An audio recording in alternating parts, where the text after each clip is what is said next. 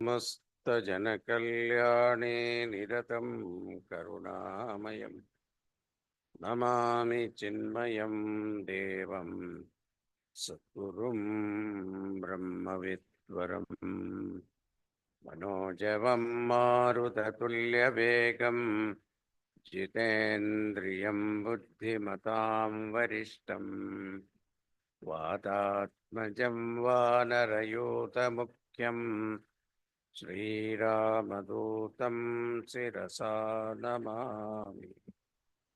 सन्तोषिणी जगन्माता मम सौभाग्यवृद्धये नमस्करोमि भक्त्या त्वां प्रसन्ना वरदा भव।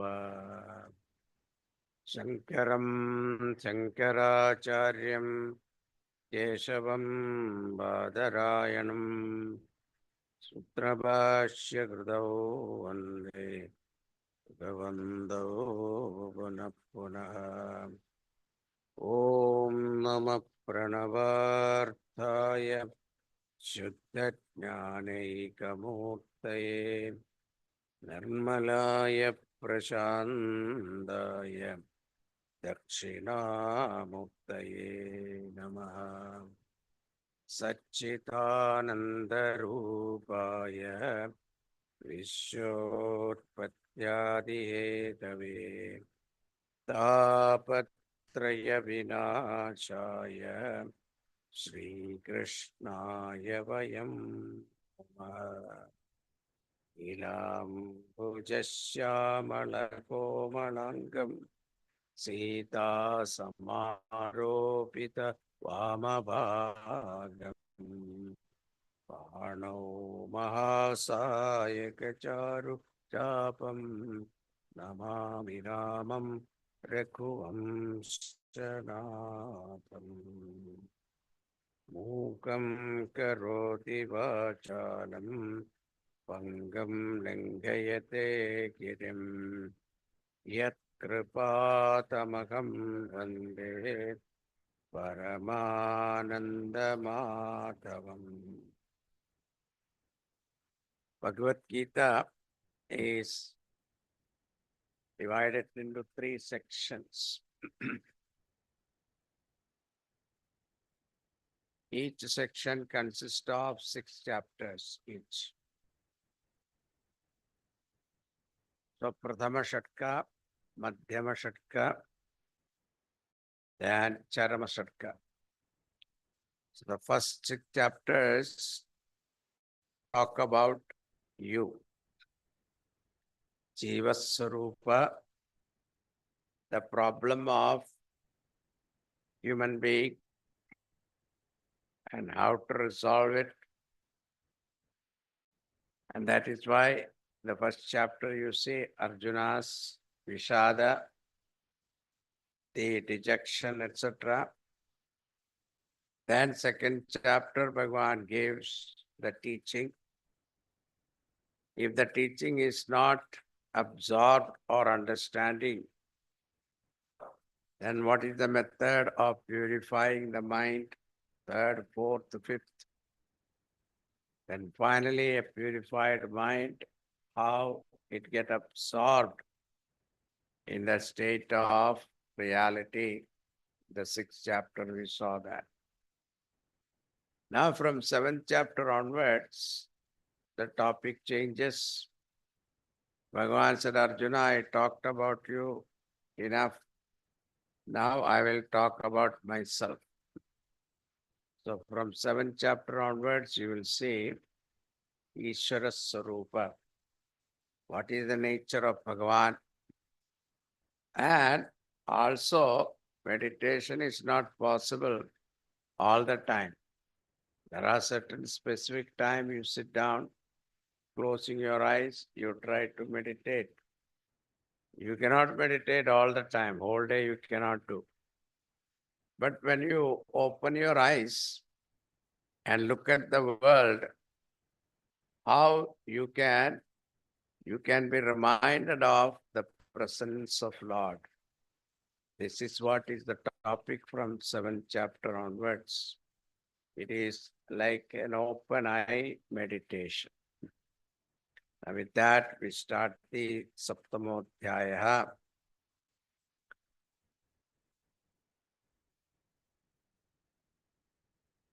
Jnanam teham savijnanam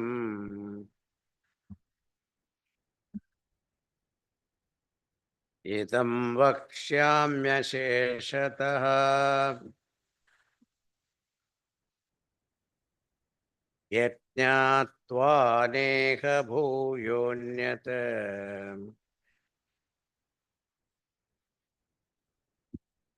jnatavyamavashishyate.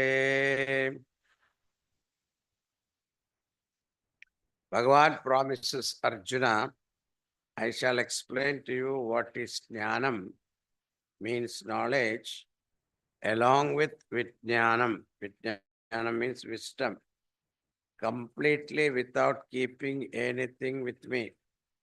Asheshadaha.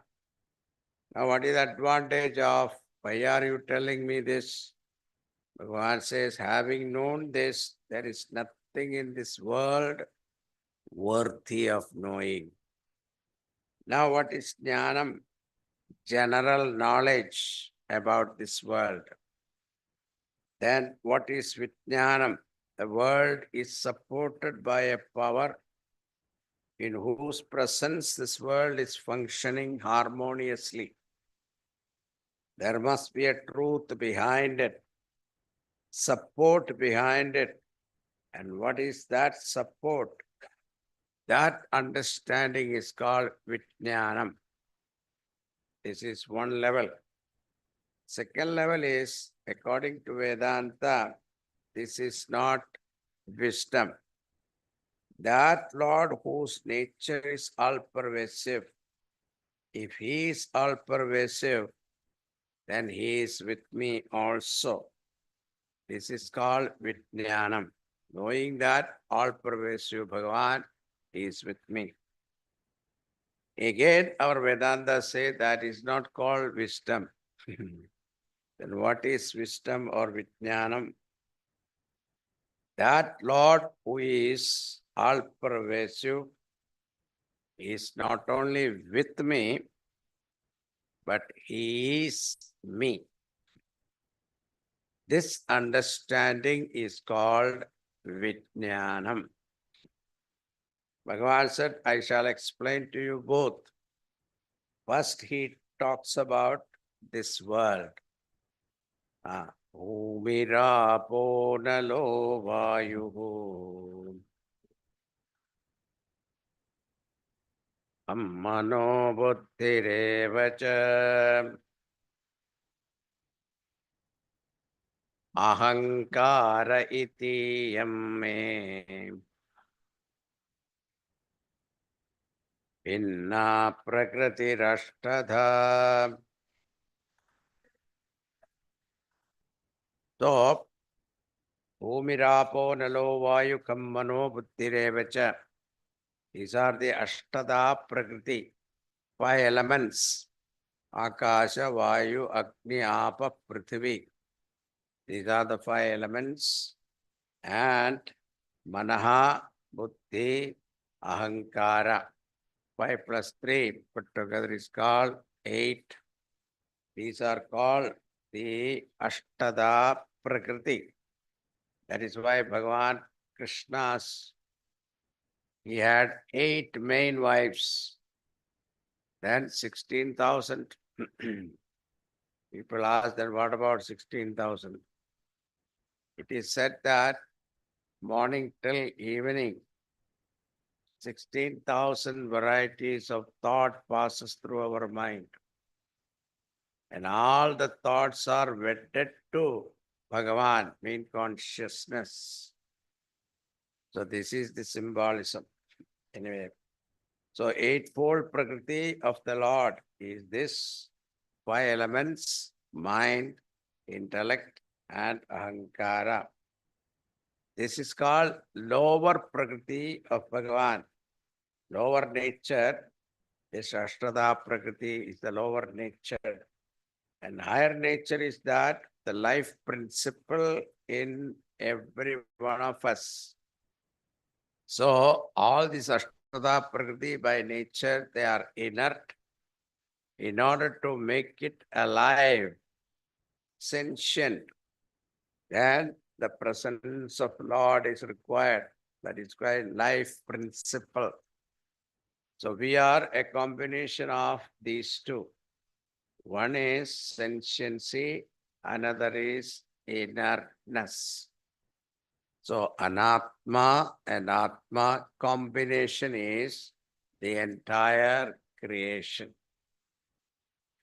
Bhagavan says the combination of these two, sentient and inert, constitute the entire world. And finally, Bhagavan says, each one of us is the combination of these two. Continuing. Matta parataram nanyate jitasti dhananjaya mayi sarvamidam protam premanigana iva. God said, there is nothing in this world above me. Matta parataram nanyat kinchidasti dhananjaya. Hey Arjuna, all this is strung in me like clusters of gem in a garland. So Bhagavan is the warp and filling, both Otaprota. He is inherent and concurrent in this creation. There is nothing can exist without his presence. We shall see this more in the 11th chapter. At that time, I will explain to you. When you see a pot, it is nothing but clay or gold. You can say mathematically gold plus chain is equal to gold chain. Then mathematically you say gold minus chain is gold, isn't it? But that is not practical. If you remove gold from chain, what remains? Nothing. You may have an equation, A plus B and all that, but that doesn't work. In this entire creation, the material cause and efficient cause both are Bhagavan. There is a long discussion about this cause-effect relationship in Vedanta. Simple way of looking at it is, then you say, the Lord is the efficient cause. He alone was there. Then he created the world. Even Bible stories also you can see. But then the question comes, where did he find material to create? If you say somebody else created the material, then we'll ask, who was that? So the answer here is Vedanta gives that the material also himself. Like in the dream, the efficient cause and material cause both are yourself, isn't it? So Bhagavan himself is the material, Bhagavan himself is the efficient cause. Therefore, the entire creation having come from him, where is he? Where he is not. He is everywhere.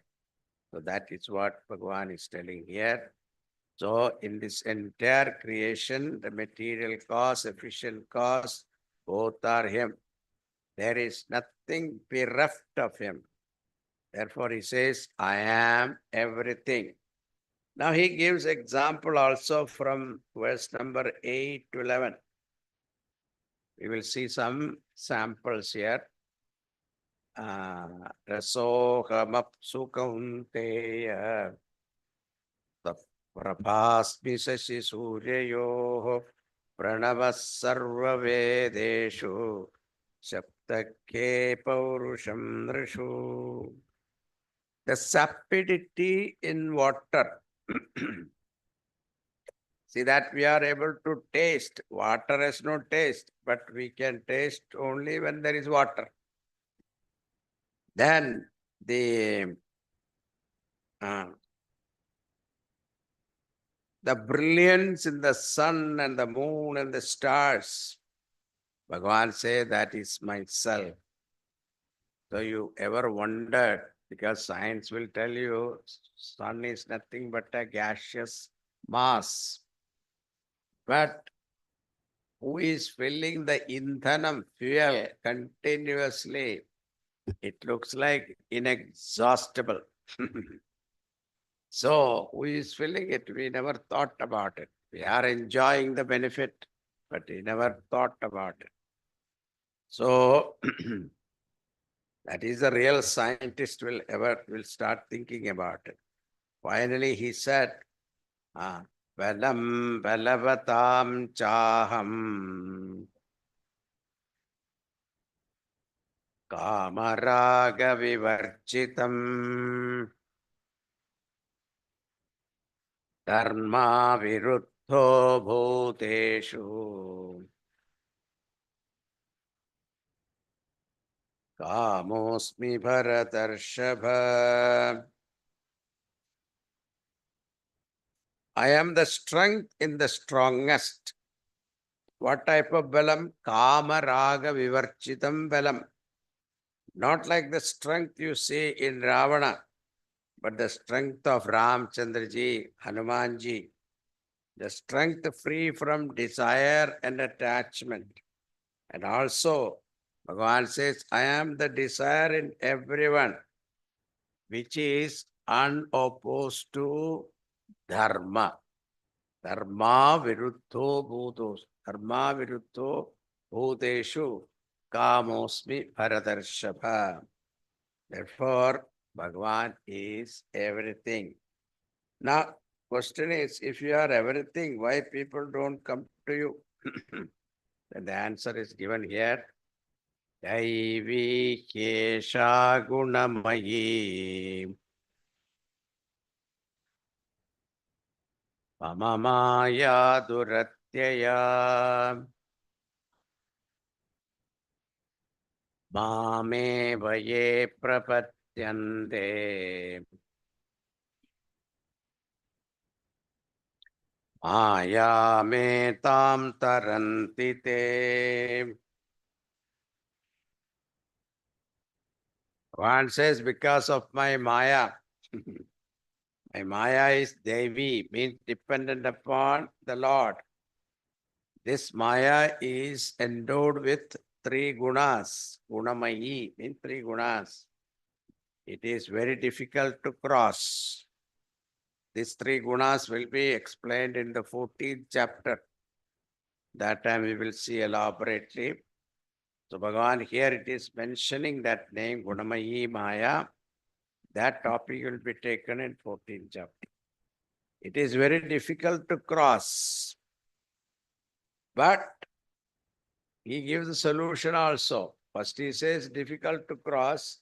Mameva ye prapatyante maya me tam tarantite. They, one who surrendered to the Lord, then Maya will not touch him. See, our Mahatmas used to give examples, very beautiful example. In India, the fisherman goes to fish in the sea. They go into the water up to their chest.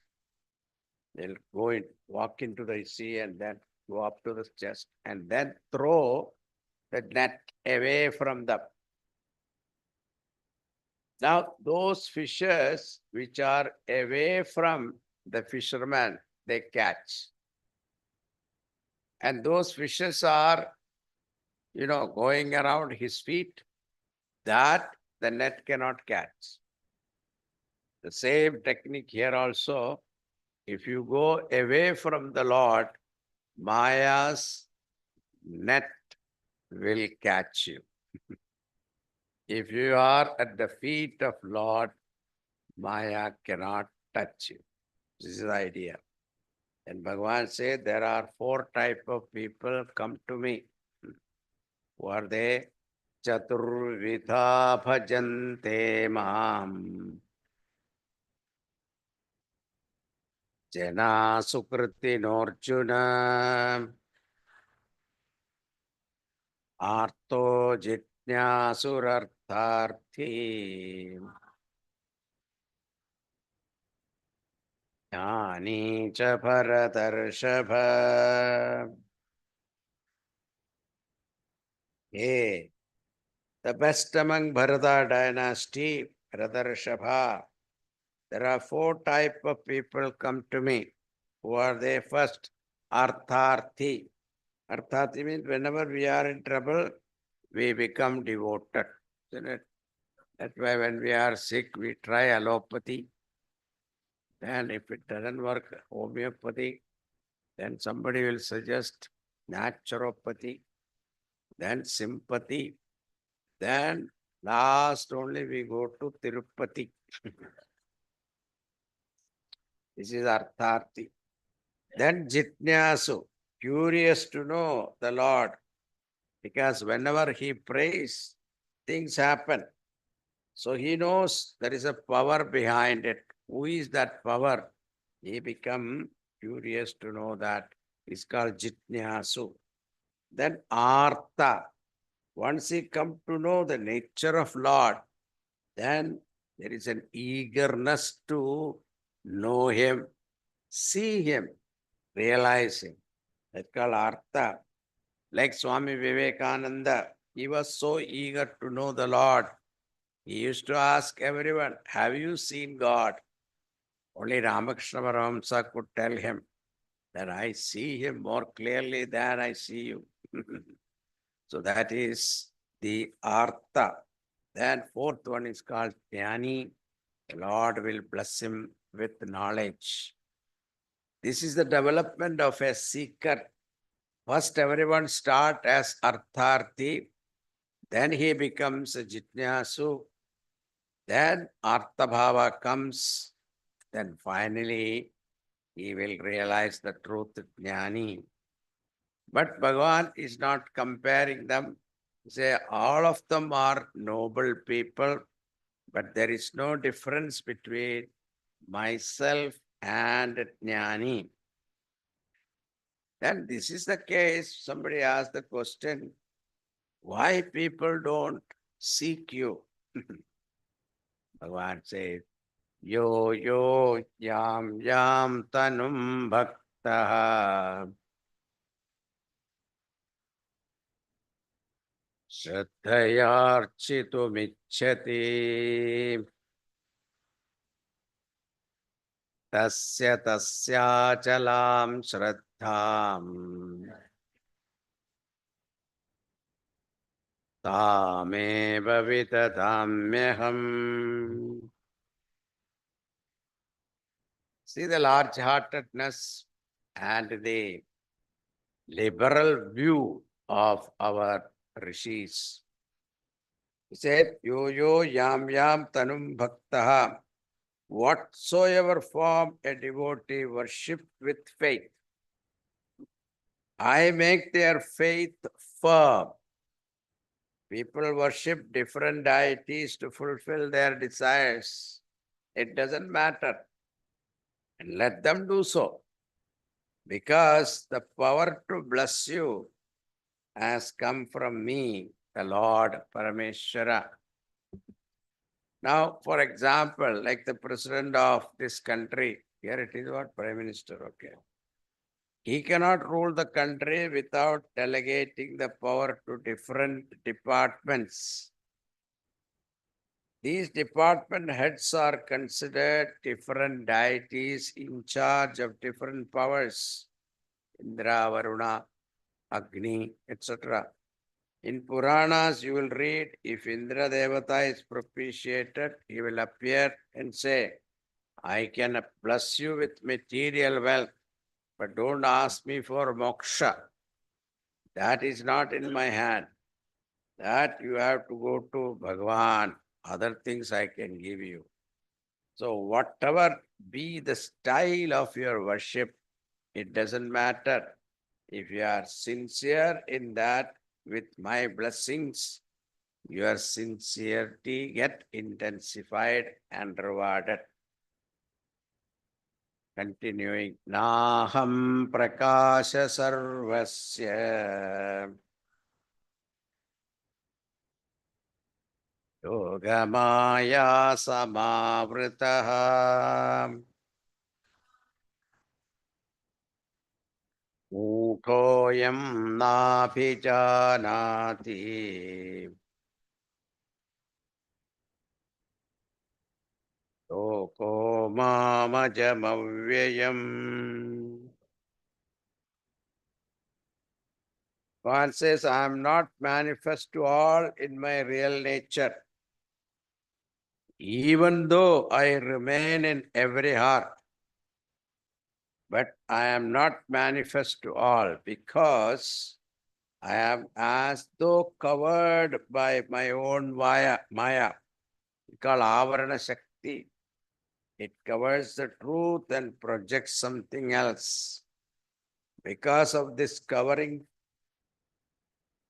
faculty of Maya, I am not visible in every heart, even though I reside. This deluded world, no, not me, my imperishable nature of mind.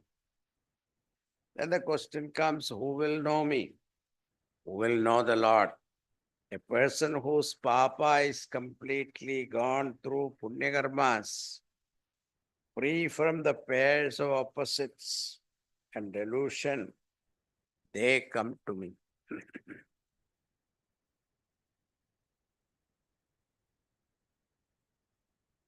Yesham Twandagatam Papam Jananam Punyakarmanam Te Dvandamoha Nirmukta Bhajante Mam Dridhavrataha.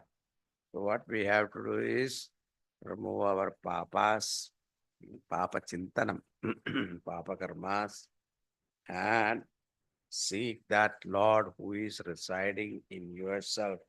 You don't have to make any pilgrimage. You don't have to go to some place, only there Bhagavan is there. No, he is here with you all the time. And seek him. With this, the Lord concludes the 7th chapter. Towards the end of the 7th chapter, he uses some technical terms, and Arjuna asks clarification, and that makes up the 8th chapter. Arjuna asks 7 questions. 6th question he answers in 2 verses, and the last 7th question he answers in the whole 8 chapters. So, Bhagavan, now we are on the 8th chapter.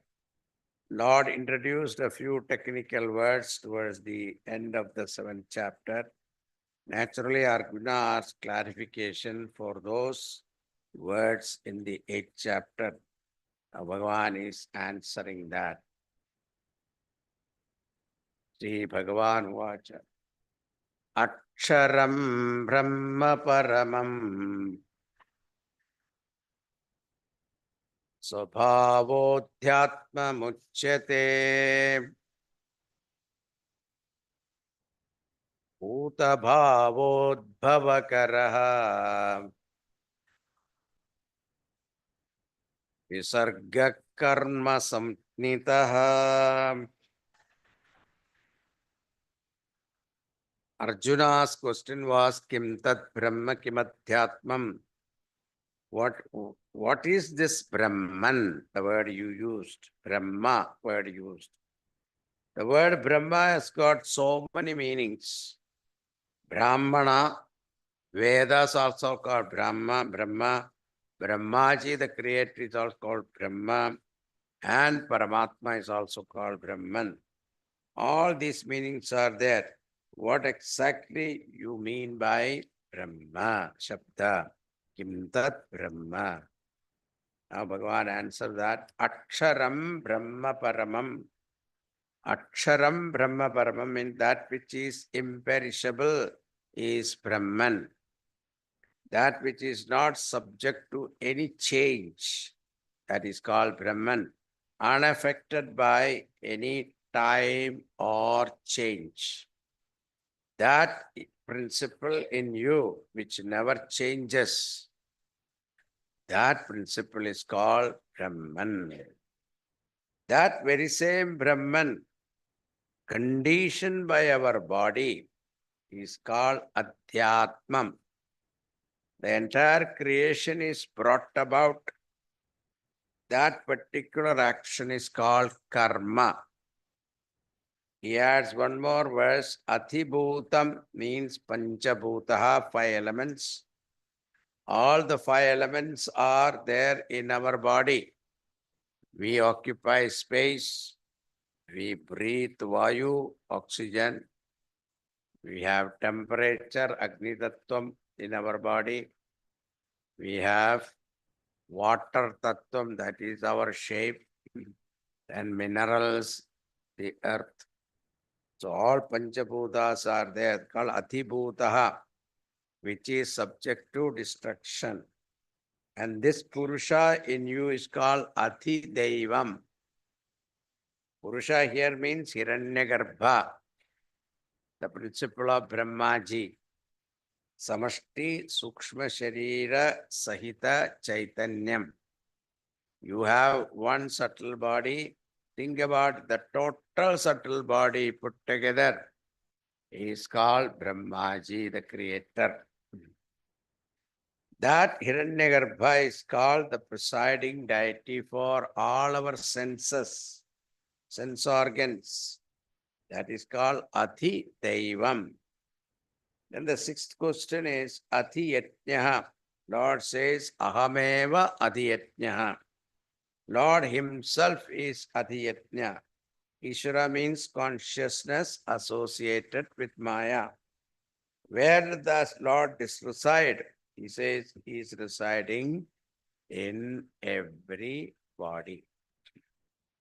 Then the 7th question is, how am I going to remember you at the time of death? Prayana kale cha katham neyosi niyatatmabihi. How am I going to remember you at the time of death? Bhagavan answered that, Antakale cha mameva Smaran muktva kalevaram yaprayati samadbhavam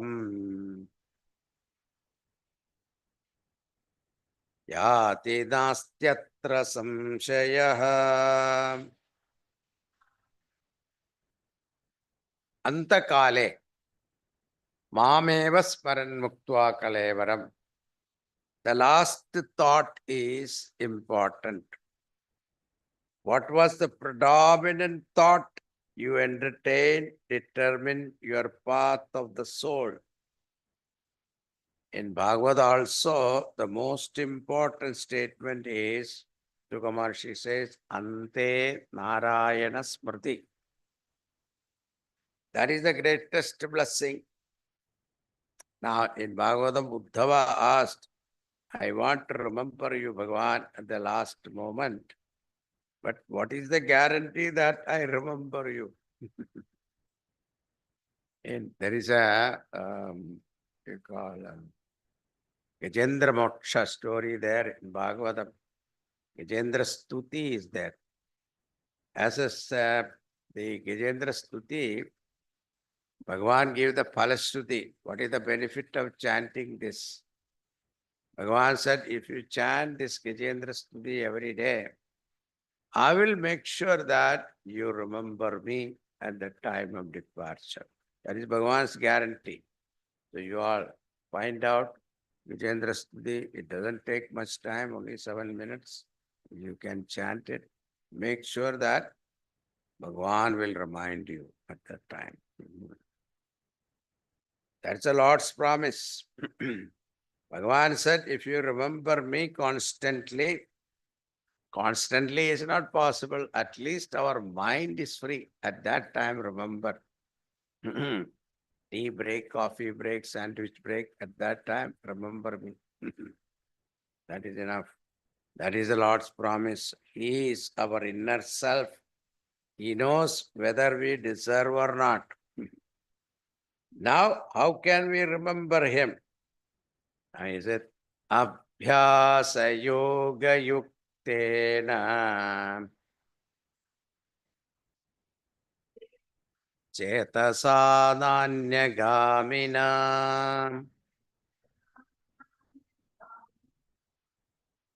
paramam purusham divyam yati parthanu chintayan. We have to supply prayana kale at the time of death. Here, saguna upasaka anuchintayan. So remember the Lord here means Lord with form. Bhagavan Ramchandraji's form or Krishna's form. That saguna upasaka remembers the Lord who is the highest reality. Purusham. So Purusha Shabda has got two meaning. In Vishnu Sahasranama, Shankaracharya gives two meaning. Purnatvat Purushaha, Purishayanat Purushaha. Two meanings are there. So Puri here means city. City here means what? Our physical body is the city. The one who resides in our city is called Purushaha. And he is not limited to our body. He is Purnatvat. He fills the entire creation. Purnatvat Purushaha. That Purusham one has to remember. Prayana Kale. How Chetasa with our mind? What type of mind? Abhyasa Yoga Yuktena, which has the strength of regular practice. Therefore, na anyagamina, mind which is undistracted. With such a mind, is Saguna Brahma Upasaka remembers me. He will merge in me. Means called Krama Mukti. Now, in the 8th chapter, the topic here is Krama Mukti. There are two types of Mukti. One is called Sadhyo Muktihi or Jivan Muktihi. Second is called Krama Mukti.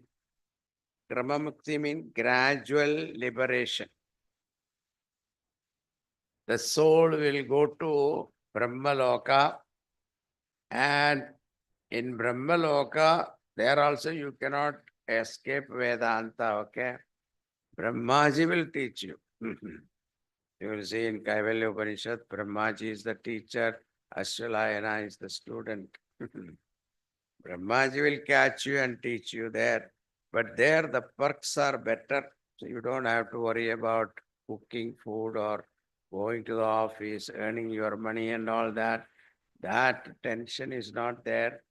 You are provided everything, air-conditioned atmosphere, not too much cold, too much hot, etc.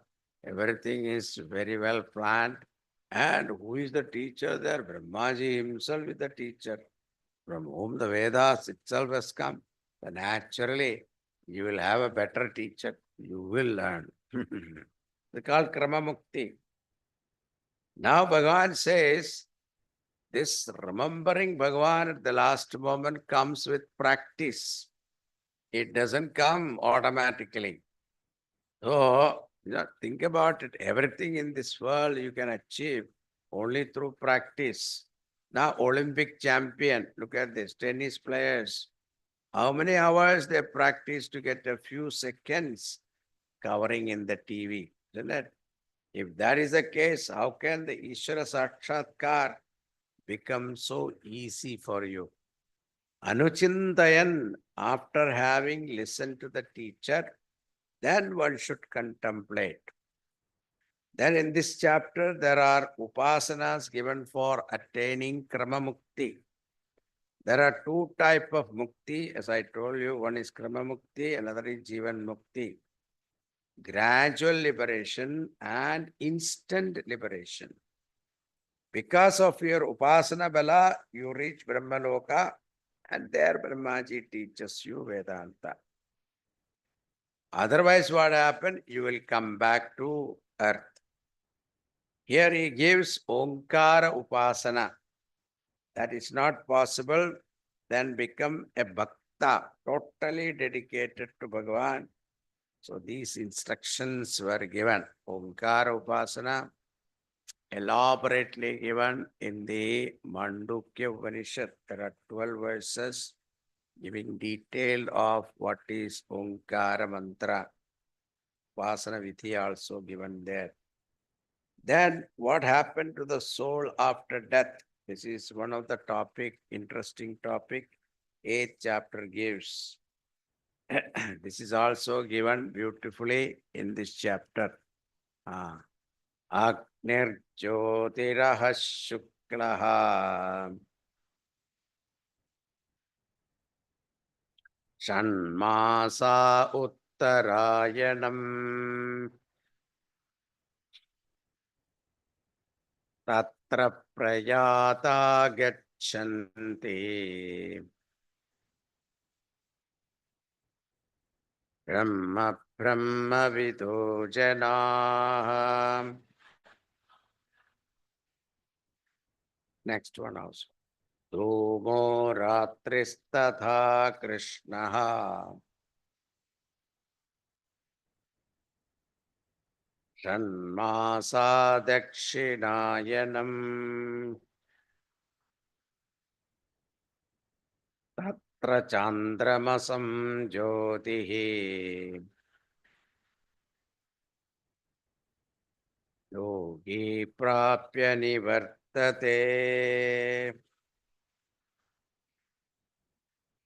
The 24th verse, Agni Jyoti Rahashuklaha, fire, light, daytime, bright fortnight, and Uttarayanam. If one dies during this time, they go to Brahmaloka. So says the knowers of Brahmaloka. Now, if you read the verse superficially, you will get the meaning. If one dies in Uttarayanam and Shuklapaksha and daytime, he will get Shuklagati. Shuklagati means go to Brahmaloka. Similarly, you study the 25th verse, it appears as though if one leaves the body in Dakshinayanam and Krishna Paksha or night time, it appears he get Krishna Gati. Krishna Gati means going to heaven. So heaven you will go, but after Punya is over, you will come back. So it looks like the time of birth determines the direction of the travel of the soul, because the word Kala is used there. Now, this topic is taken and analyzed in Brahma Sutra. Very elaborate discussion is there in that. And finally, they have come to the conclusion that it has been established that the time of death does not determine the direction of the journey. It is the quality of life determining the direction of the soul's journey. Why? Because the one argument is the 24th verse, Uttarayanam Shuklavaksha, daytime is mentioned. And in the 25th verse, Dakshinayanam Krishnavaksha, night times are mentioned. Suppose a person die in Uttarayana, but in Krishnavaksha or night time, then what will happen to the soul? So this is the argument. So it doesn't make sense. It doesn't make any sense, or it's not logical. Therefore, they have concluded, our Shastra says, these are the names of the angels. When the soul depart from the body, the soul need direction. Who directs them? The name of the angels are given here, Uttarayanam, Krishna Vaksha, etc. These are the path. There are two paths, bright path and dark path. Those who are upasakas will go to Brahmaloka, Kramamukti. Others will return to this world. Chine Punne Martilokam Vishanti. Now, three types of people. One is upasakas, karmakandins, and Jivan Mukta Purushas. Upasakas go to Brahmaloka. Karmakandins, they will go to heaven. Even Mukta Purushas, this question never rises as to when they die. They can leave their body anywhere, anytime. Staleva, Akasheva, wherever they want to live, they can live. That doesn't make any difference. Perform rituals, they take this path, smoke night, dark fortnight, Dakshinayanam. They lead them to Surgaloka, and having exhausted their punya, they come back to earth. Another is Upasana, Kramamukti, gradual liberation. Now, concluding, Vedeshu Yajneshu Tapassu Chaiva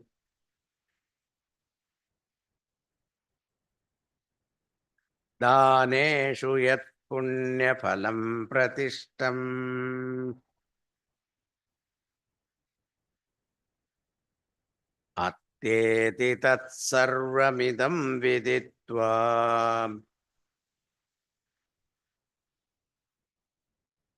Yogi Param Sthanam Upaiti Chadyam.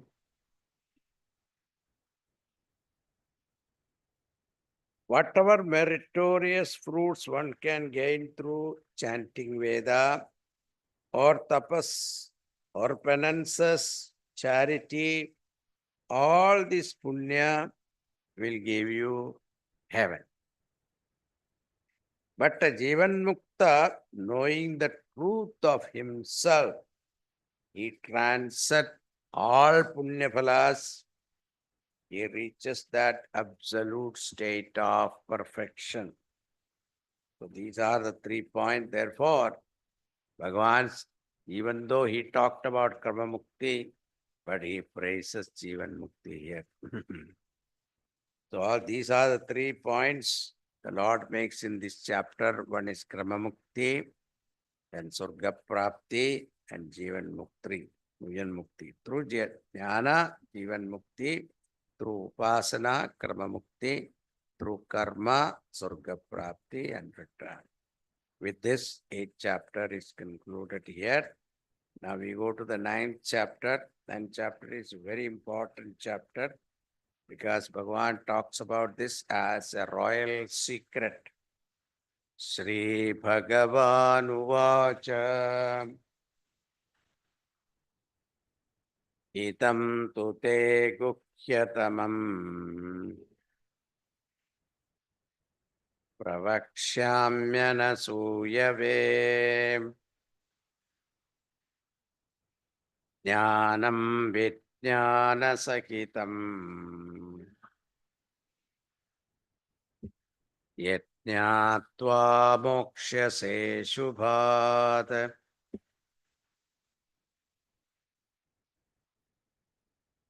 Bhagavan said, I shall reveal to you, O Arjuna, who is Anasuyu. The Anasuya means the one who is free from jealousy. The secret of all secrets, this knowledge and wisdom. Having known this, one will be free from all evils of samsara. Mokshase Ashubhat. In 3 verses, the Lord introduces the topic. It is called Rajavidya Rajaguhya Yogaha. The king of all knowledge and also royal secret. But generally, royal secret, if you know, you feel, I wish I never knew it. But here it says, this secret is such that it is purifying. It is direct experience, also very easily available. At the same time, whatever knowledge you have available easily, then you think that it won't last. Like Taiwan made goods, it is cheaper, but it won't last long. The same way you may think knowledge also, no, imperishable, he says. Ah, now, what is that knowledge? In two verses, Bhagavan give you the essence of Vedanta here. Maya tatamidam sarvam jagadavyakthamurtina mastani sarvabhutani Nachaham teshvavastitaha.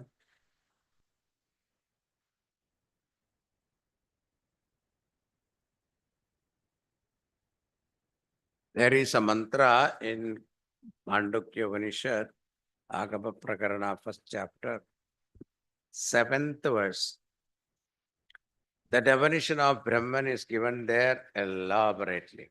Nanta pratnyam, lopayata pratnyam, prajnanaganam, na pratnyam, prapanchopashamam, shantam shivam, advaitam manyante, sa atma, sa vitneyaha. Very beautifully given there.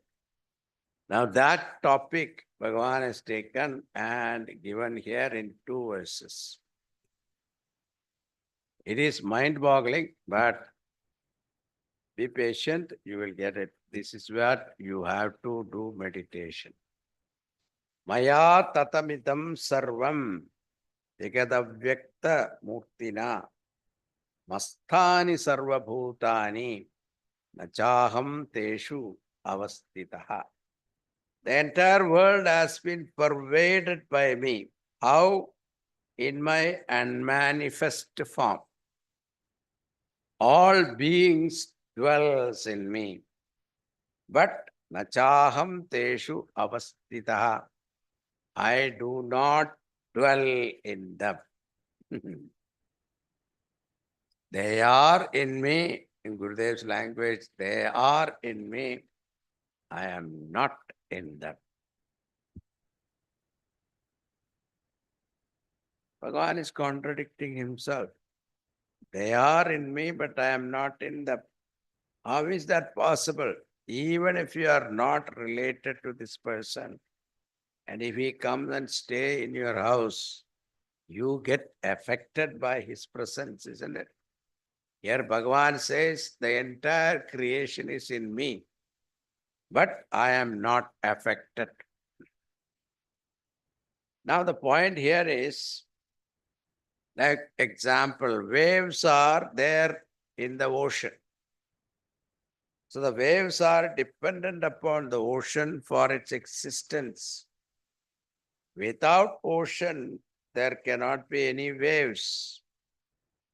But ocean is not dependent upon the waves for its existence. If you extend that example, the world is dependent upon Paramatma for its existence, but the Lord is not depending upon the world for his existence. He is totally independent of the world. Whether you are there or not, the Lord is there. For example, now for a thought rises in your mind and the thought afterwards subside. Before rising the thought, you are there. And after rising the thought, you are there. And after the thought subside, you are still there. So you are there in all three periods of time. And when there are no thoughts, then also you are there. So you are not dependent on thought for your existence, but thoughts are dependent upon you. And therefore, Bhagavan says, even though the creation is in me, but I am not affected because I am not dependent upon the world for my existence. Now the next verse is still mind-boggling. Nachamastani bhutani pashyame yogamaishwaram bhutaprinna cha bhutastaha mamatma bhuta bhavana.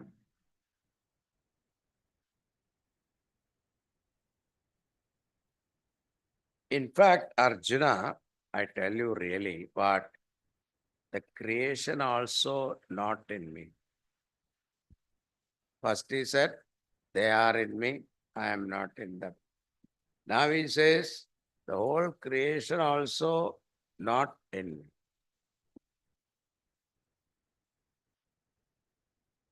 This point you will understand only when you study Mandukya Karika. Very beautifully explained there. I don't have time for that. You all come to next year. Mahasamadhi camp is in New Jersey. There we are going to take Mandukya Upanishad. Agama Prakarana, Swamiji is going to take. At that time, the whole thing will be revealed. Now, simple way to understand. Because, one person was listening to my lecture and then second day onwards, he never came.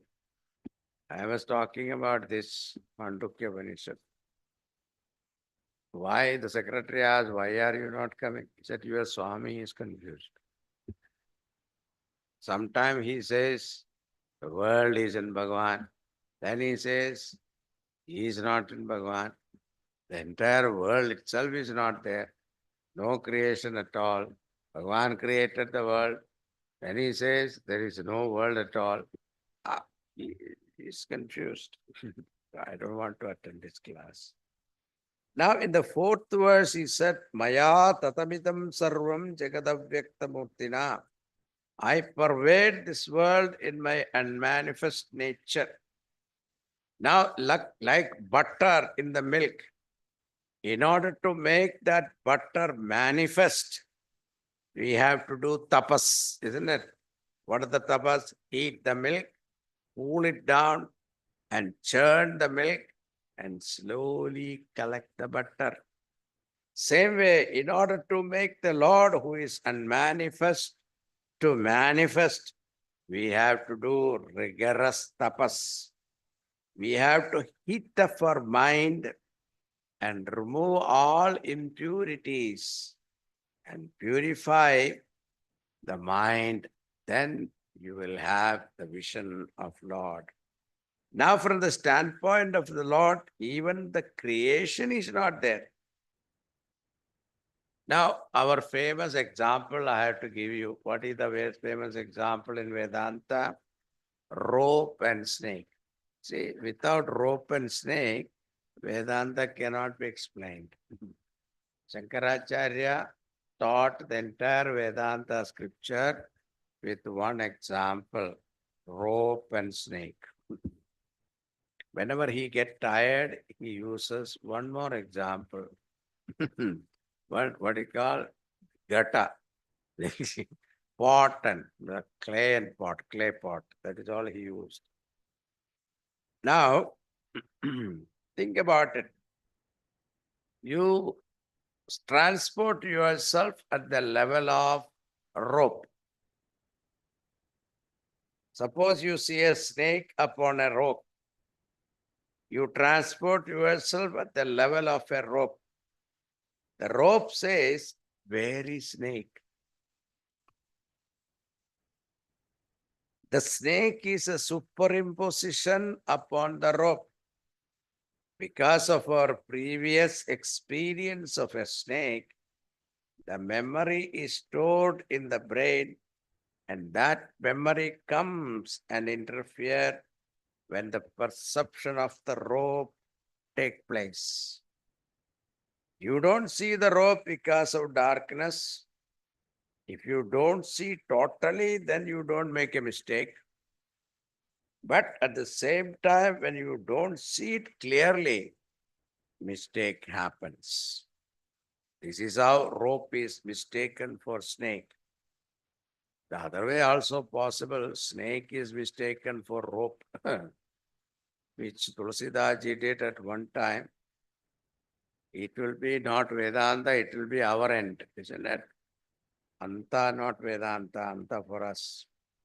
Now Bhagavan says from the standpoint of rope, if you look at it, where is the snake? It is something like the sun says, where are the cloud, thunder and lightning, etc.? We say because of sun, he heats up the ocean and the water goes up, evaporated condensation theory, the cloud forms and the rain and thunder happens. The sun is the cause.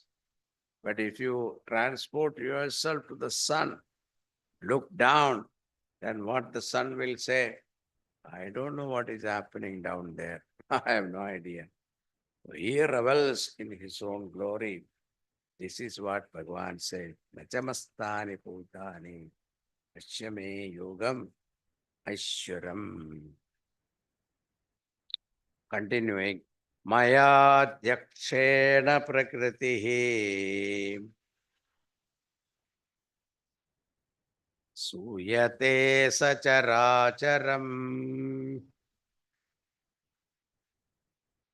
hetunanena kaunteya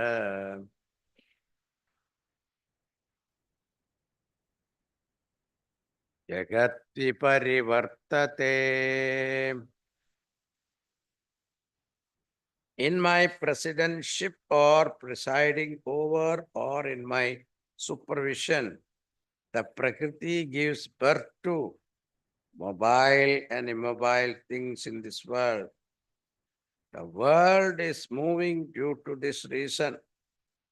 That is why our mind is compared to Lord Sudarshana Chakra. Mind is time and it is continuously revolving. The Lord is the enlivening factor in all of us. How do we know him? He is very close to us. How one can know him? The Lord is giving the most important and famous verse here. What is that? Next one. Ananya chintayanto maam ye jana paryupasate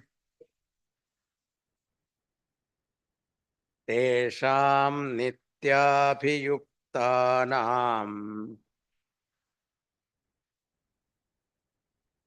yogatshemam vahamyaham.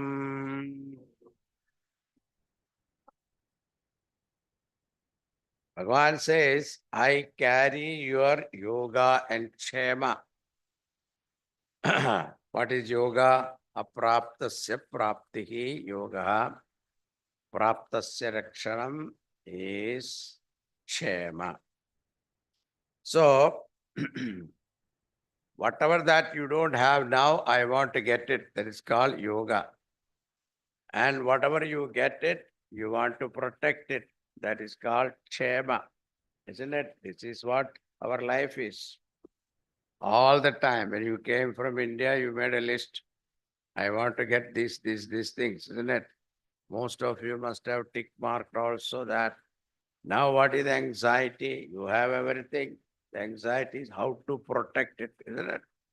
From the IRS into the government and from your in-laws, etc., how to protect it. This is our anxiety, kshema. Now Bhagavan says, I will take care of. I carry, he says. Vahamiham. Now one Pandit was translating Mahabharata and he came across this particular Gita is in Mahabharata, okay? So he came across this particular verse, Yogatshemam Vahamiham. He didn't like it because why? Bhagavan has to carry our Yogatshema. It is not correct. So he struck that and then wrote there, corrected it. Yogatshemam dadamyaham. Dadamyaham means I give Yogatshema. So he felt good. This is not bad. Why Bhagavan has to carry? So after striking it, he went for a bath. And then what happened was, in that house there appeared a beautiful, young, handsome boy, about 15, 16-year-old boy, carrying all, vegetable, rice, meat, etc., and dumped it in the kitchen. The wife asked, hey, who sent you this? "Hey, a Panditji, your husband, he sent it. Really? Thank you very much. And suddenly she noticed something, his face, something struck, a scratch on his face. Such a beautiful, handsome face. Somebody struck you like this? She asked. Yeah. Who did this to you? She became angry with that person. Your husband. He said, really? What a heartless person he is. Let him come. And she waited for him. The boy disappeared. And she waited for him. Husband, as soon as he entered the house, he started showering gali on him. What kind of person you are, such a beautiful, handsome boy, heartless fellow. You scratched his face. And this Panditji said, what? Calm down, tell me what happened. And she said, did you not send these vegetables and all this grocery, etc., through a boy? No, I didn't send. Then who brought it? And that boy had a scratch on his face also. He told me that you did it. And Panditji suddenly realized, oh Lord, I scratched that Bhagavad Gita. And Bhagavad Gita is Bhagavan himself. The scratch, you scratch one word, that is scratching like Bhagavan's face. And to prove what you have given in Bhagavad Gita, Yogatshemam Aham Vahami, you carried all this vegetable, etc., and gave it to my wife. And how lucky my wife is. She had the darshan of you. And I am such a papi, I didn't have your darshan. So the Panditji went and prostrated to his wife. She was taken aback. So this is the point. Bhagwan's form is Bhagavad Gita. Yoga means apraptasya praptihi, kshema means praptasya rakshanam. These are the two problems we have in our life. Getting what you don't have, and after getting it, how to protect them. Somehow earn some money doing daily tapas. Earned some money and invested listening to your brother-in-law. The whole thing will collapse, isn't it? Whole idea is how to protect what we have. Bhagavan says, relax, I will take care of you. Because the welfare of the entire world, I am taking care. So why are you worried about your problem? Your problem compared to the entire creation is nothing. Bhagavan take care of the entire population, not only upon heaven, hell also, isn't it? Samartha Ramdas one day showed to Shivaji Maharaj. Shivaji Maharaj had this thought that I am a Raja, I am taking care of everybody. And with that thought, he came to Samartha Ramdas and he told some of the disciples, you break this rock. So they broke open the rock and suddenly they saw inside the rock there was one frog. And that frog had some water also there. So he asked Shivaji Maharaj, did you provide that water for the frog? Then he realized Bhagavan is providing everything. And why we have this ego that I am doing everything. Ananya Chinta means don't entertain other thought, means less important than the Lord, means materialistic thought that I want money, prosperity, etc. Nothing wrong in that. Do it, but Bhagavad Chintanam also should be entertained. Our priorities are different now. That has to change. Oh Lord, I want only you, nothing else. If you are with me, I have everything. If you are not with me, I have nothing. This was the choice given to Arjuna before the war. I told you that story. Arjuna chose the Lord against the entire Yadava army. See the result.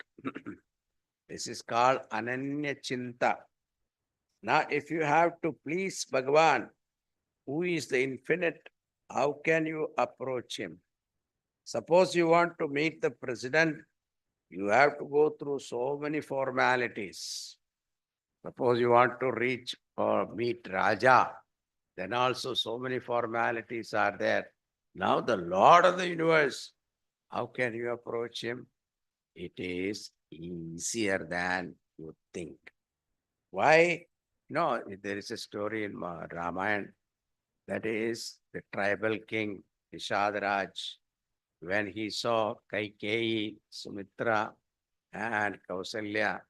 So he saw Kaikeyi, he went and prostrated to her 3 times. Not only one time, 3 times.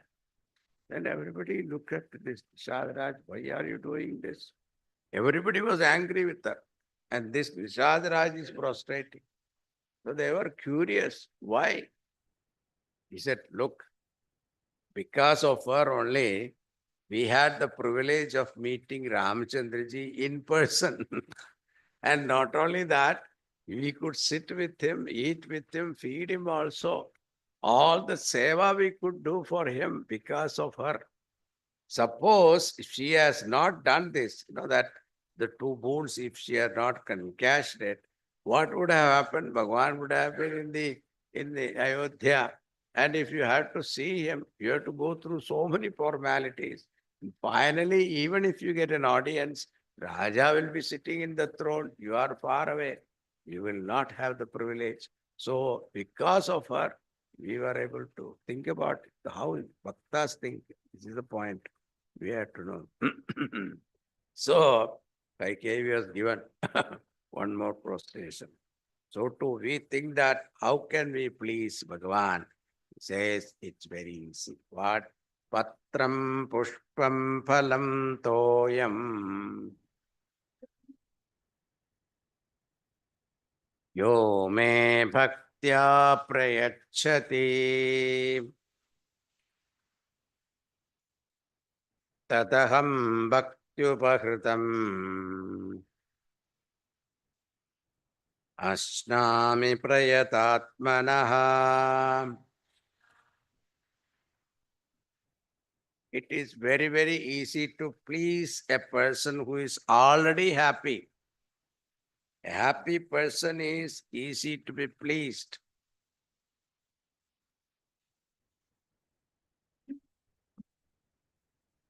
An unhappy person is very difficult to be pleased. Our little children, very happy to please them, isn't it? Anything you wrap up, even a pencil, say surprise and give them, they are so excited.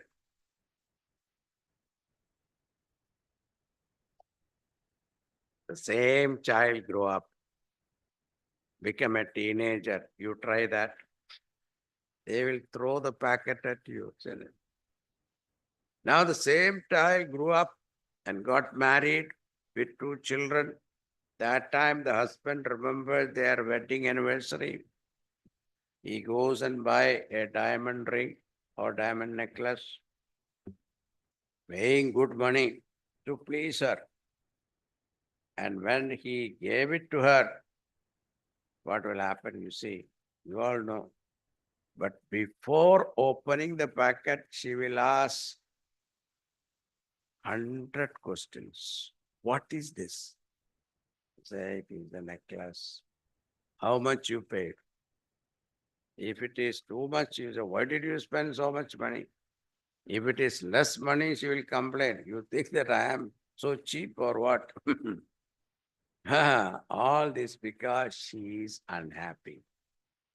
But Bhagavan is reveling in bliss. Therefore, patram, one leaf. He didn't say even plural, patrani, he didn't say. Pushpam, a flower. Phalam, one fruit. Dry fruit also will do.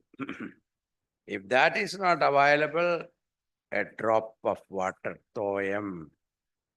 Yo may, but one condition, yo may bhaktya prayachati. The one who offer this with devotion. This is what we have to understand. When we sit for puja, we think that we have to make such noise with pomp and show, then only Bhagavan will be pleased. No, what makes him happy is your simple, innocent love, devotion. That presence of Lord is to be felt when you enter a temple. Every temple you go, what do we do? Today, Pujari has done a good job, good alankaram. That means we are seeing it as an idol, not seeing as Bhagavan himself. So the moment you enter the sanctum sanctorum, it should make you feel the presence of Lord. And with that vow, you offer anything, Bhagavan is pleased. See, Gurudev used to give an example. Suppose you are an officer in a bank. You go to the office with three-piece suit, with a tie, and after work you come home and your little child, 2.5-year-old child, boy, he has somehow managed to get a chocolate bar from the freezer. And then he has eaten half of it and some of it all over his face. And at that time, you are coming to the house. The moment he sees you, he's so happy. He says, Papa, and gives you that dirty, pathetic looking piece of chocolate. What will you do? Will you say no? If you are a father, you accept it, even though it is dirty. Why? It is your child who has given it to you with love. The same way the Lord looks at us, He is infinite Lord, the Father with compassion, and whatever you offer to Him, He will accept because you are His child. Patram pushpam phalam toyam yo me bhaktya prayachati. Now, continuing. Api chet suduracharaha vachate mamananyabhak sadhureva samantavyaha samyak vyavasito hi saha. In Geeta, Bhagavan assured this. If you have any doubt that you don't deserve the Lord's love, He is assuring this many times in Geeta. It is not only in Christianity, if you embrace Christ, your sins will be absolved. Here also in Bhagavad Gita, Bhagavan promises many times, even if you are the worst sinner, you come to me, I will resolve all your sins and make you pure. He will be considered a sadhu purusha. Concluding verse, Manmana bhavamat bhaktaha Yachi mam namaskuru Vame vaishyasi yuktvevam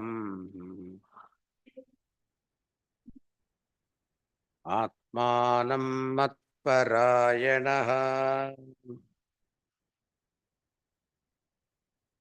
Therefore, Bhagavan says, set your mind on me, be my devotee, sacrifice unto me, please offer your prostration unto me, being only intent on me, thus united with me, you will surely come to me. Now, the idea is, even if you want to be successful in the material world, let us say, I want to be rich. You have to follow all these principles. Manmana bhava.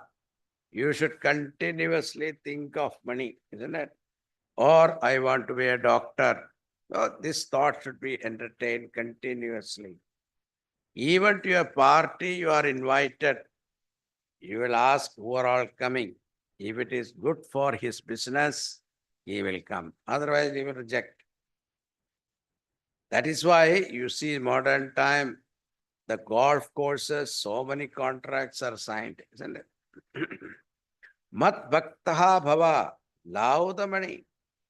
Madhyaji bhava, may you sacrifice for the sake of money. Namaskuru, you should take care of money. Unless you have a bent of mind like that, you will not be a successful businessman or rich. Same way, if you want to be bhakta and reach him, continuously you have to entertain the thought of Lord. Now, how much time we spend thinking about the Lord? Maybe half an hour in the puja room. That also, during that half an hour, our mind travels all over the world. So, in Bhagavatam, there is a story, Vamana Avatar. Vamana Bhagavan goes to this Mahabali, asks for 3 steps. What is the meaning of that? Symbolically, Bhagavan is asking only 3 minutes of our time. That is all. Every day. But that 3 minutes you should be there. Then he said, I will take care of your life. Thus we complete the 9th chapter. We'll enter into the 10th chapter, Dashamodhyaya. Shri Bhagavan Vacha. Uya eva mahabaho. Shunu me paramam vachaha.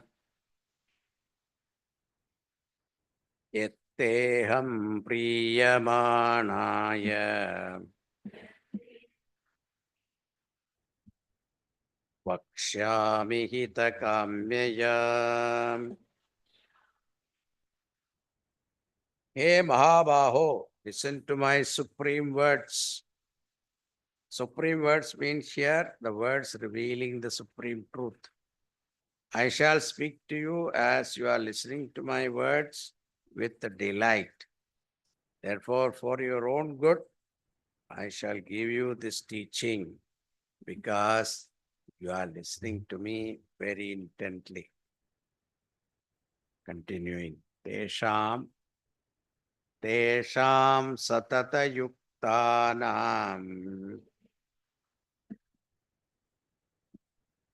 achatam priti purvakam dadami buddhi yogam tam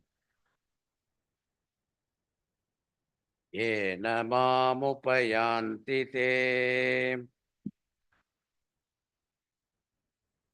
Next one also. Oh, okay. So, Teshamevanukambartam ahamatjnanajam tamaha nasayamyatmabhavastaha jnanadipena baswara. Now Bhagavan says to the ever steadfast, worship me with love. What is the result? I shall give them buddhi yoga, by which they come to me.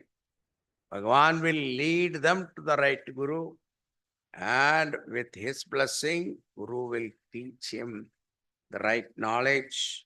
We call Buddhi Yoga. And he continued that in the 11th verse also, Tesha Mevanukambartham Aham Ajnanajam Tamaha. Bhagavan himself will kindle your heart with knowledge of the truth. This is the beauty of Bhakti. Our Samartha Ramadas chanted 13 crores of Ramanam. Bhagavan Ramchandraji himself came and taught him. Here also you see Arjuna was devoted to Bhagavan, and Bhagavan himself is teaching Arjuna. So don't doubt about it. If your mind is strong about having his darshan, he will definitely bless you with his darshan or give you this knowledge. It is true in all sadhaka's life. Guru comes at the right time. This is what Bhagavan says, I shall help the seeker, giving him the right knowledge. Now, Arjuna asks a question. Param Brahma Param Dhama Pavitram Paramam Pavan Purusham Shashwatam Divyam Adidevamajam Vibhum.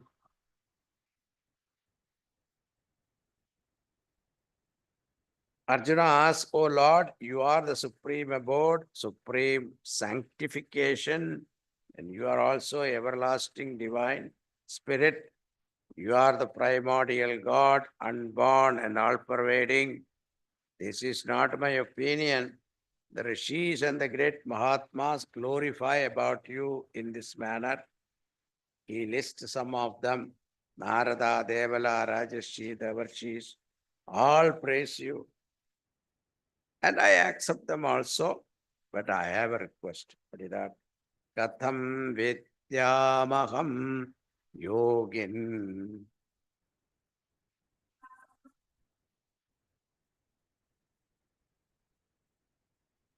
Okay, not even so, doesn't matter. Tam sada parichintayan yeshu keshu cha bhaveshu chintyosi bhagavanmaya. Arjuna's question is, you pervade the entire universe, but then how will I be able to meditate upon you? The whole world I cannot think. Please give me some indication so that that particular form I can meditate upon. And also he says, I want to listen to the length of your yoga and vibhuti. Now Bhagavan answer it. Sri Bhagavan Uvacha Antate Kathayishyami Divyakhyatma Vibhutayaha Prathanyatak Kuru Shrestha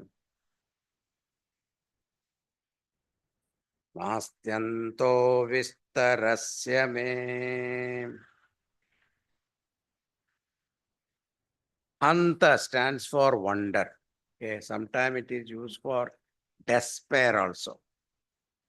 Alas, now how shall I explain to you my glory is divine? Now let us say after 20 years you are meeting your childhood friend. You ask him what happened, tell me. He will say, Kahan se shuru karo? So too Bhagavan says, from where will I start? It is something like asking ocean to tell the glories of his waves. But I tell you some of those prominent ones, because there is no end to my vibhuti. Now, the two words are used here, vibhuti and yoga.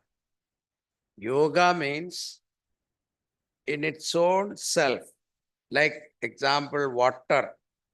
Water in its own self is called yoga. Water evaporated, the vapor or solidified ice, that is called vibhuti, glory. The whole 10th chapter is enumeration of Lord's glory. We take a few examples and explain and then proceed further. Vedanam sama vedosmi Devanamasmi vasavaha Indriyanam manaschasmi Bhutanamasmi chetasa.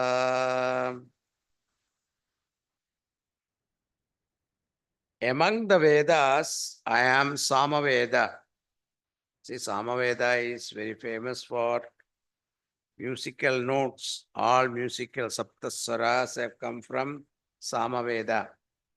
Therefore, it is considered the most beautiful chants. So Bhagavan says, I am Samaveda. Then among all gods, I am Vasava. Vasava means Indra. Among all Indriyas, I am the mind. Mind is the unifying factor. If you are listening to me, if your mind is not behind your ears, you don't hear me.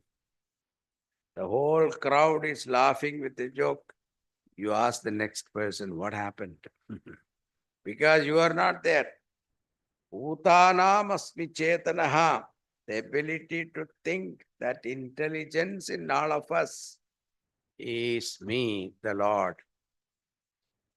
Continuing. Prahladaschasmi daityanam. Kalakalayatamaham.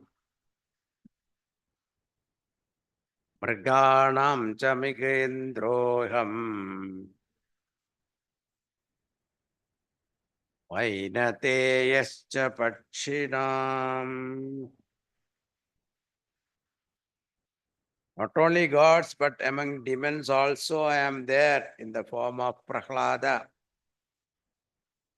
And then I am time which never stops. What disciplines everyone is time.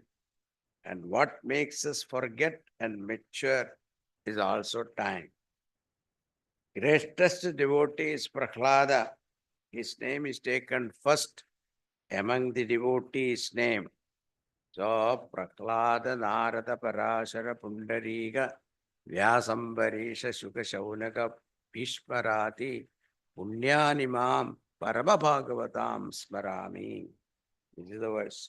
So, among the devotees, I am Prahlada. Among the animals, I am lion. There is a grace and majesty about it. If you go to Nairobi early morning, you can see the husband and wife going for a walk, lion and lioness. It is a beautiful sight. Among birds, I am that Garuda, Vainateyasta Pakshimam. So wherever you see any glories, think that it is my glory, like sun, moon, stars, the brilliance in all of them, it is me. Now, Bhagavan says, what is the point telling you one by one like this? I will tell you briefly. What is that? Athava bahunetena im jnatena tavarjuna vishtabhyahamidam krishnam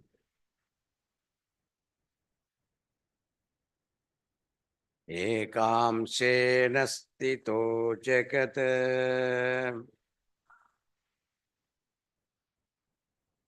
Or why should you know much of all this?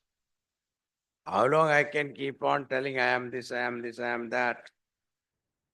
Because there are so many things left unsaid also. Therefore, I tell you one thing. The entire creation, including the Milky Way and galaxies, I support with 1/10 of myself.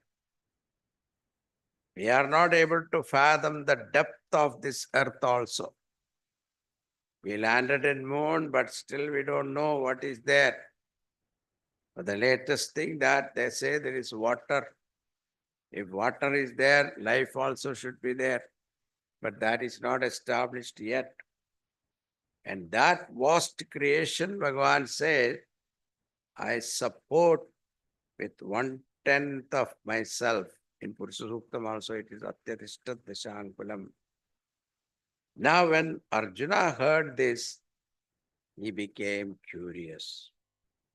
His antenna raised.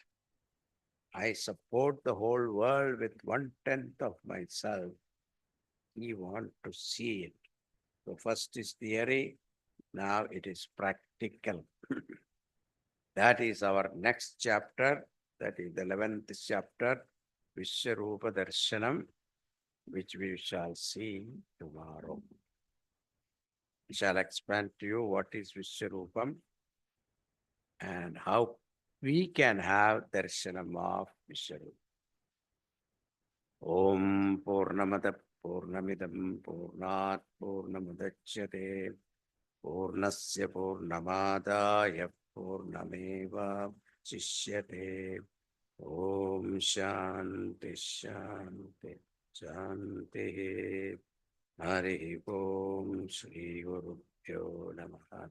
Hari Om. Today, sorry, I took little more time to complete that. Tomorrow also I will take 15 minutes more from you. Tomorrow is Friday. Hari Om. I think, as Swamiji said, in these chapters, Bhagwan is explaining to Arjun, he's giving him knowledge and wisdom. I think beyond that, my words would not be doing it justice. So I would stop there. I have a couple of announcements. One is, I think everyone must have heard that the weather may be turning poor over the next 2-3 days. We don't know that yet, so please keep watching. If it becomes icy, we will do the satsang online. So we will let you know in case there is an issue with the weather. The other announcement, how many of you know about Mahasamadhi camp? Those who don't, this year Mahasamadhi camp is in San Jose, and the year after is in New Jersey with Swamiji. So Swamiji will explain a little bit about the Mahasamadhi camp. This is our annual family camp where all of us can go and visit the venue with all other devotees from North America and India. And next year, since it is in New Jersey with Swamiji, Swamiji has given us an opportunity that if 50 families go there from Toronto, then he will do Sampoorna Ramayana next year in Toronto. So we need to take this up. We need to encourage our neighbors, our friends, other devotees to make plans to go to New Jersey. So I'll ask Swamiji now to explain a little bit about Mahasamadhi camp. Yeah. Next year, we are celebrating 75th year of Chinmaya mission. So that celebration is also coincide with Mahasamadhi camp. Mahasamadhi camp is called Aradhana camp. It is our offering to our Gurudevs. Our gratitude we are offering to our Gurudev. So, even Puranas, you see that whenever Bhagavan has to appear, all the Devatas go and pray. And as an answer to their prayer, Bhagavan appears and bless them. Here also, all devotees of the whole North America comes. And together we worship our Guru. Guru's presence will be there, his blessings will be there. This is the Sankalpa. Now here also it is a vacation for the family. Everybody planned their vacation to what you call Hawaii and something else, Bahamas and Peru and all these places people go. And then what happened? Get exhausted there, come back tired. But here it will be a different vacation. It is a spiritual retreat. And 1 week time, we will give you the training how to do, continue your spiritual life in the whole lifetime.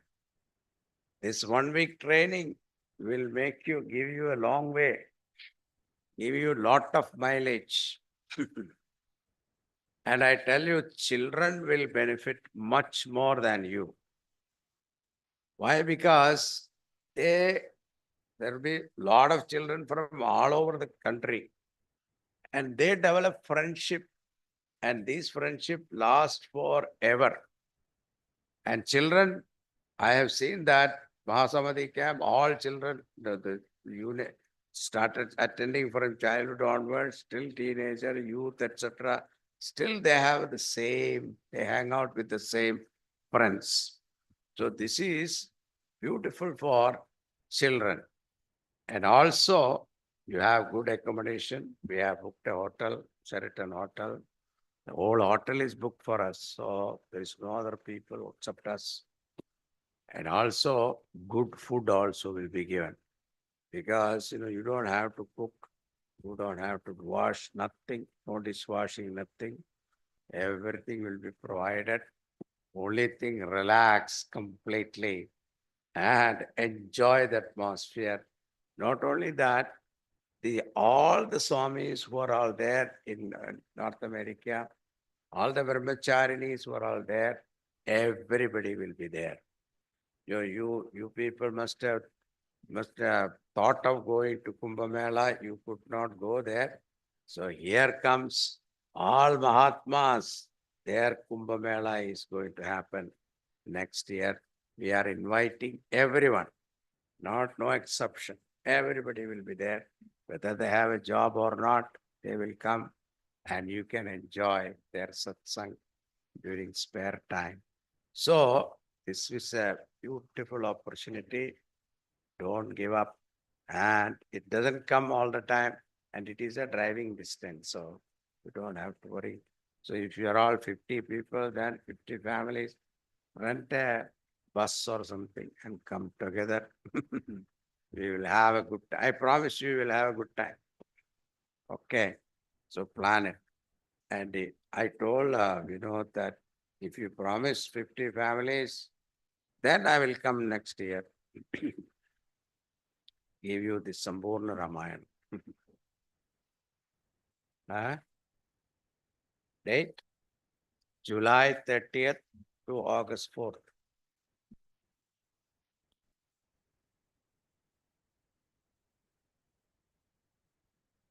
This time we are doing little differently. Generally it is 29th to August 3rd.